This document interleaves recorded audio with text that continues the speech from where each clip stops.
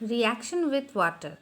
When a metal reacts with water, then a metal hydroxide and hydrogen gas are formed.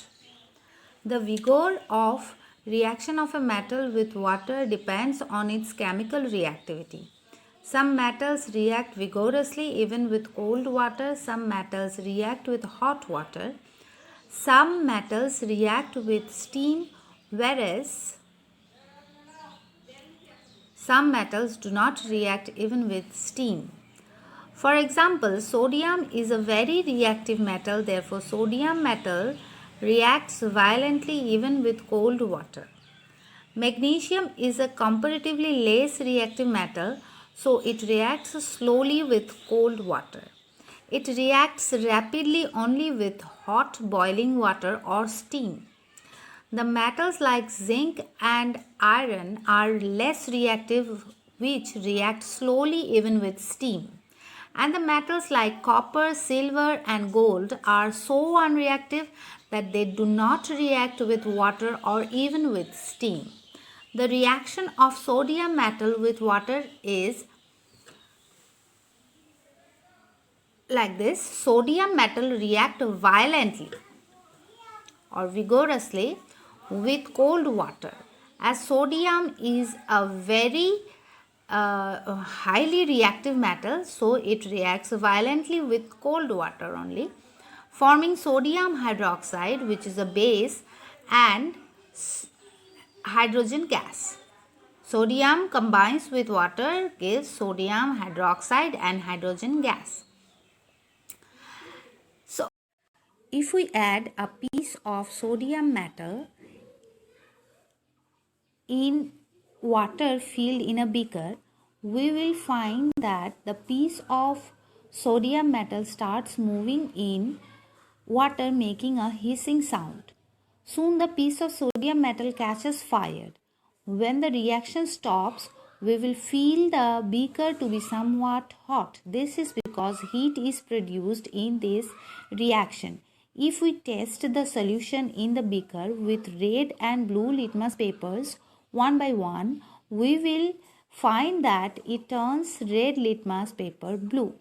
This is because of the formation of sodium hydroxide in the reaction. Sodium, potassium, these metals are very reactive. So these metals are always stored under kerosene to protect them from the exposure of air. Because if these metals are kept opened, then these metals react with atmospheric oxygen and get spoiled. So in order to protect them from getting exposed to atmospheric oxygen, these metals are kept under kerosene, because this cannot be stored in water, as these metals react with water also. Non-metals do not react with water. So, some of the reactive non-metals are kept under water to protect them from the action of air.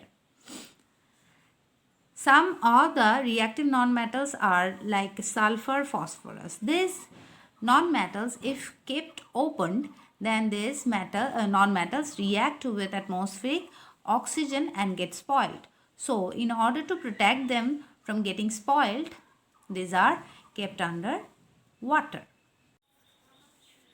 Reaction with acids. This is very important reaction. Most of the metals react with dilute acid to form salts and hydrogen gas.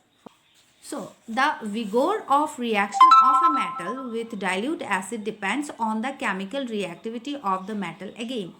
Depending on the reactivity, some metals react violently with explosion with dilute acids. Some metals react rapidly with dilute acid. Some metals react with dilute acids only on heating, whereas some metals like less reactive metals like copper, silver and gold do not react with dilute acids at all. So, example of reaction of metals with acids like magnesium is a metal which reacts with dilute hydrochloric acid to form magnesium chloride and hydrogen gas. So magnesium combines with hydrochloric acid, dilute hydrochloric acid, to form magnesium chloride and hydrogen gas. When a metal reacts with any acid, then it forms hydrogen gas. But non-metals do not react with acids to form hydrogen gas. We can demonstrate whether the formation of hydrogen gas with the help of an activity. In this activity, we have taken two test tubes. First, in the first test tube, we have taken magnesium ribbon. Magnesium is a metal, and any acid, say hydrochloric acid, dilute hydrochloric acid we have taken in the test tube. Then these two substances, magnesium ribbon and hydrochloric acid, will react each other and will form hydrogen gas. Another test tube we have taken, and we have taken it upside down over the first test tube. This is the second test tube, and the hydrogen gas which is formed will go up and will be collected in this second test tube. This second test tube is taken away, and we will bring a lighted matchstick near the test tube, near the mouth of the test tube, and then the matchstick will burn, making a pop sound like this. So this sound shows that hydrogen gas is formed, which burnt, making this significant pop sound. If we take any non-metal like sulfur or phosphorus in place of magnesium ribbon and an acid we have taken, then the same thing if we will repeat for sulfur or phosphorus, then we will not get the pop sound. This shows that hydrogen gas is not formed. Reaction with bases. Some metals react with bases to form salt and hydrogen gas. Some metals, not all. Okay. Some metals react with bases to form salt and hydrogen gas. So when aluminium is a metal, is heated with sodium hydroxide. Sodium hydroxide is a base, strong base solution. Then sodium aluminate, which is a salt, is formed, and along with hydrogen gas. So sodium hydroxide plus aluminium gives sodium aluminate and hydrogen gas.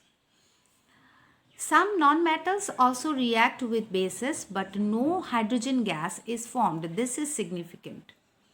But no hydrogen gas is formed. So metals, some of the metals which react with bases, it forms hydrogen gas. So we can understand whether it is a metal or non-metal with the help of this pop sound test.